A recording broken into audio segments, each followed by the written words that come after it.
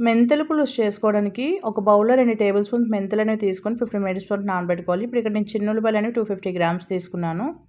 మీరు పెద్ద ఉల్లిపాయలనే తీసుకోవచ్చు. కాకపోతే చిన్న ఉల్లిపాయలనేవి టేస్ట్‌గా ఉంటాయి. వీటిని ఫైన్‌గా చాప్ చేసి పక్కన పెట్టుకోవాలి.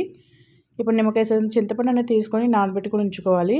స్టవ్ మీద ప్యాన్ అనేది పెట్టి 2 టేబుల్ స్పూన్స్ ఆయిల్ వేసి ముందుగా నానబెట్టుకున్న మెంతులు, అలాగే 2 ఎండుమిర్చి, 2 రెమ్మల కరివేపాకు, 5 వెల్లుల్లిని వేసి ఈవెన్‌గా ఒక 2 మినిట్స్ పాటు ఫ్రై చేసుకోవాలి.